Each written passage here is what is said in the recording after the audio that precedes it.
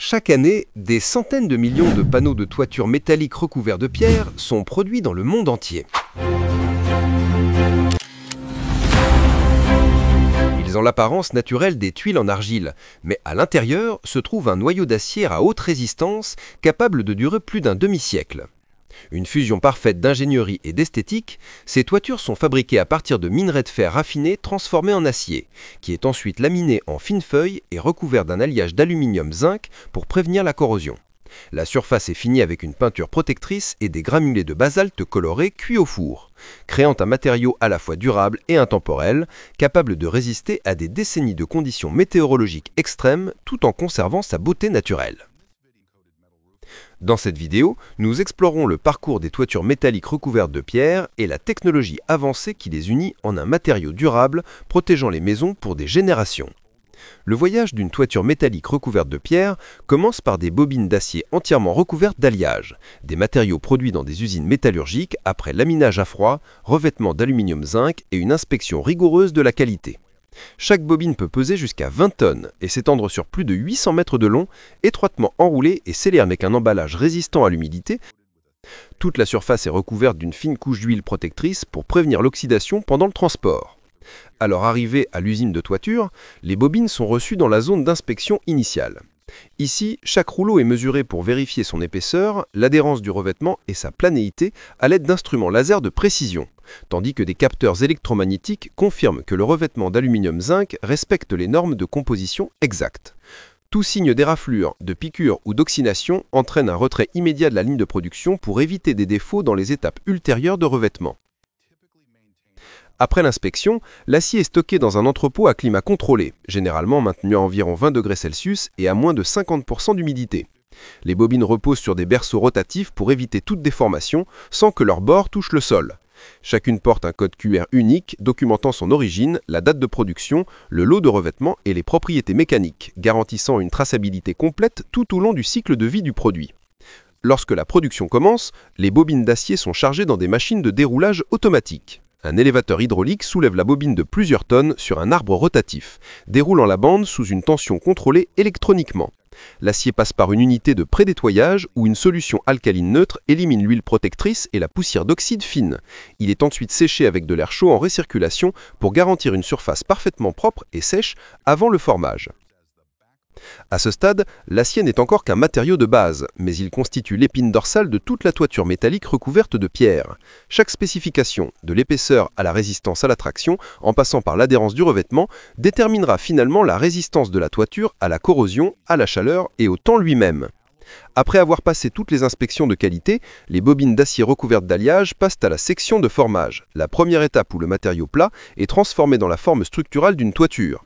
À partir de la bobine, la bande d'acier déroulée est guidée à travers un système de contrôle de tension qui maintient la surface parfaitement plate sans torsion des bords.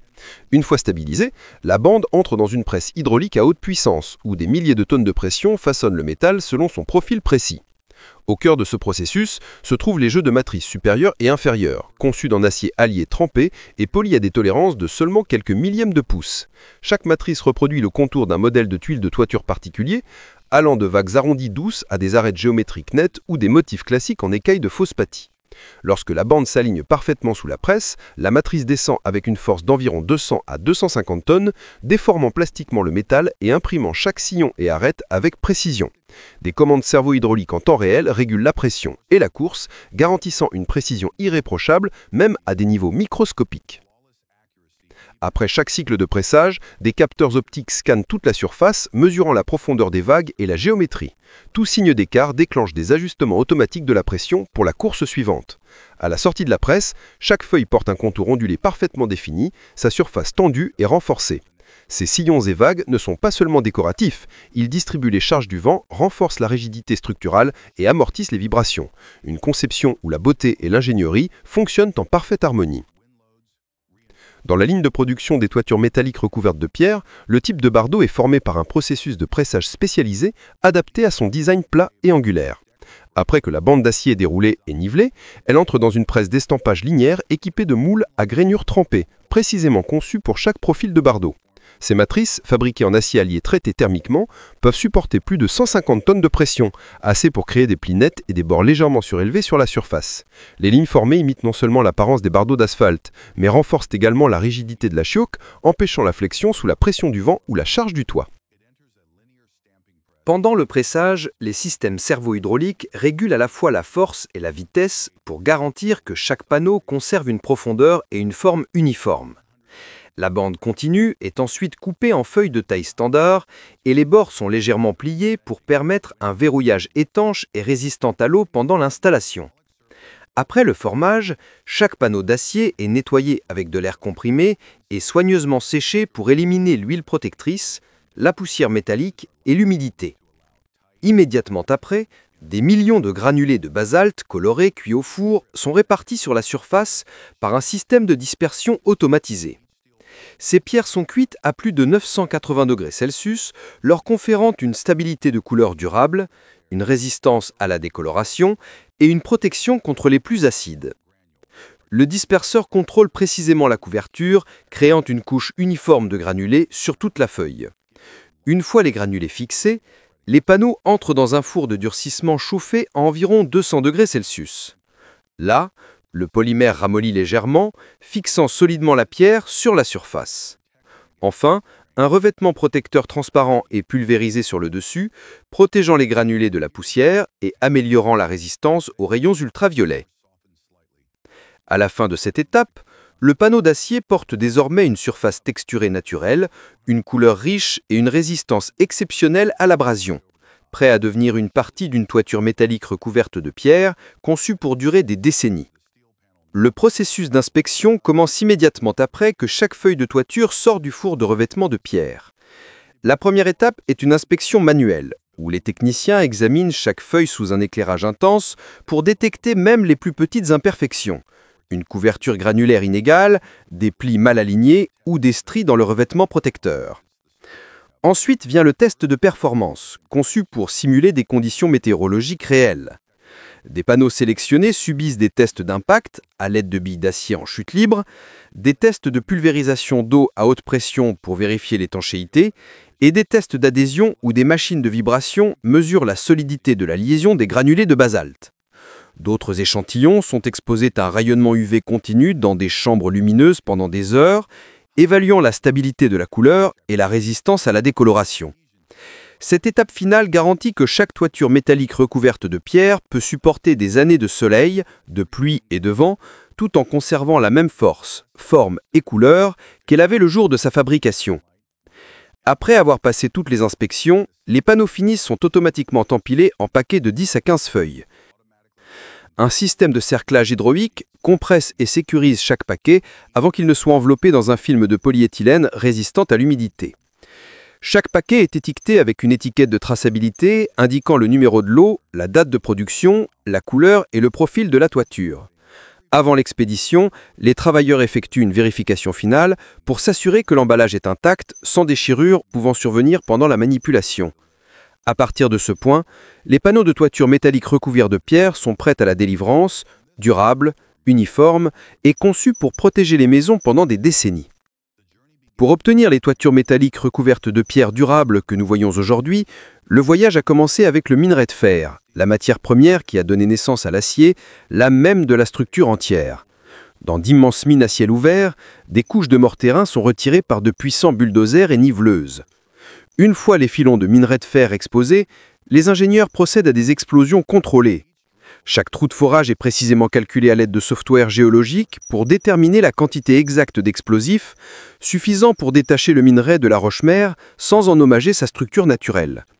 Quand la poussière redescend, des milliers de tonnes de minerai de fer brut émergent le long des pentes de la mine, prêtes à l'étape suivante de processus mécanisé. D'énormes excavatrices hydrauliques entrent en action, chaque godet pouvant lever moins de 20 tonnes de minerai dans une seule prise dalle, le déversant directement dans des géants camions miniers avec des charges utiles pouvant atteindre 250 tonnes. Ces camions circulent en continu entre la piste et la station de traitement, fonctionnant jour et nuit pour maintenir un approvisionnement constant. Au site de traitement, le minerai subit un concassage primaire où d'énormes plaques d'acier compriment et brisent les gros blocs de roche en fragments de quelques centimètres seulement. Cette étape sépare la structure du minerai et expose les minéraux contenant du fer à l'intérieur. Ensuite vient le broyage fin, effectué à l'intérieur d'immenses tambours rotatifs remplis de milliers de billes d'acier lourdes. Alors que les tambours tournent, les billes frappent et broient le minerai à plusieurs reprises jusqu'à ce qu'il devienne aussi fin que du sable. À ce stade, les particules de fer sont libérées de la matrice rocheuse environnante, préparant le terrain pour le raffinement du métal dans le processus suivant. Après que le minerai de fer a été réduit en une poudre fine, le matériau entre dans un processus de raffinage en plusieurs étapes pour séparer le contenu métallurgique des impuretés non métalliques. La première étape est la flottation, une méthode basée sur les différences de densité et d'affinité avec l'eau entre les particules minérales.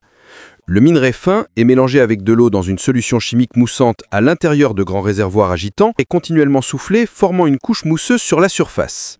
Les particules contenant du fer s'attachent aux bulles en raison de leur nature hydrofuge et flottent vers le haut, tandis que les impuretés telles que la silice et l'oxyde d'aluminium coulent au fond. La mousse riche en fer est écumée, lavée et transférée à l'étape suivante. Le concentré raffiné passe ensuite par une séparation magnétique où des puissants rouleaux magnétiques isolent les particules de fer fortement magnétiques. Celles-ci sont attirées étroitement contre les rouleaux, tandis que les matériaux non magnétiques, comme le sable et la roche, sont éliminés. Le minerai passe par plusieurs étapes de séparation jusqu'à atteindre un niveau de pureté supérieur à 60%. Dans les mines à forte teneur en impuretés, le processus peut être répété jusqu'à 4 fois pour éliminer complètement le manganèse, le titane et d'autres métaux indésirables. Après avoir été raffiné par flottation et séparation magnétique, le minerai de fer atteint un niveau élevé de pureté. Mais il reste une poudre fine, trop légère et lâche pour entrer directement dans le haut fourneau. Pour le transformer en un matériau capable de résister à une chaleur intense et de fondre efficacement, le minerai doit d'abord être façonné en pellets solides à l'intérieur d'énormes tombeaux rotatifs. La poudre fine est mélangée avec de la bentonite, une argile qui lie l'humidité et améliore la cohésion, ainsi qu'une quantité mesurée d'eau.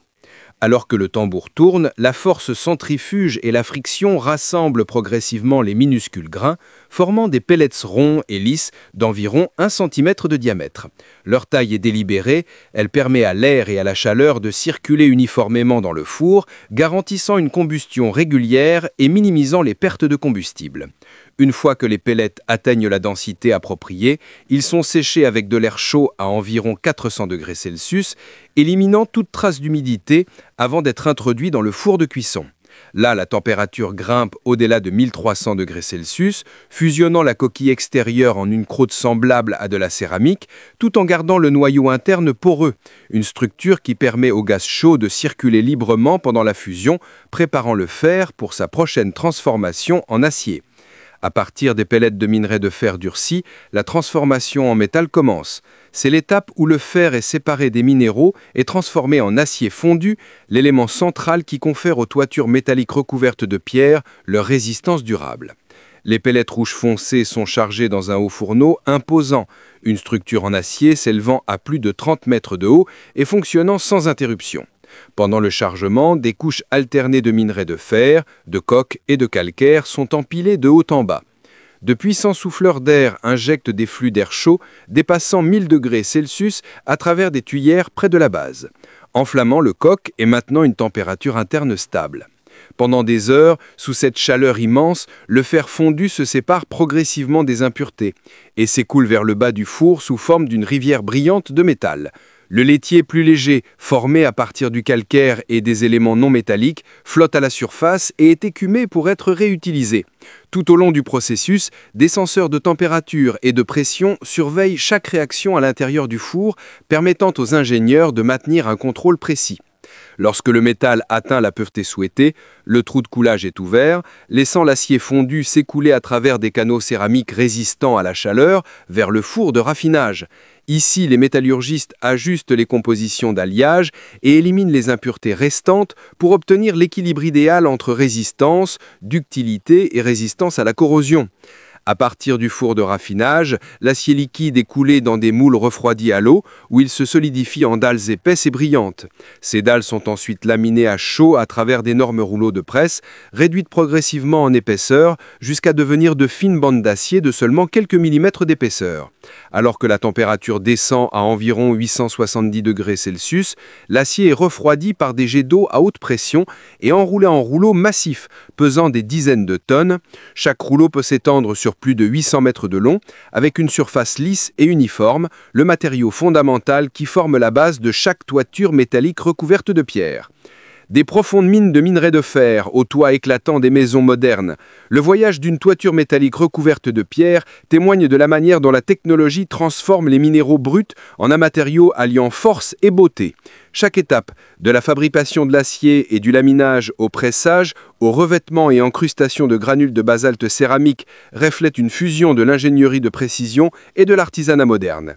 Le résultat est un produit qui incarne à la fois l'élégance naturelle et une résilience durable, capable de résister à des décennies de soleil, de vent et de pluie. Si vous souhaitez découvrir d'autres parcours extraordinaires de production,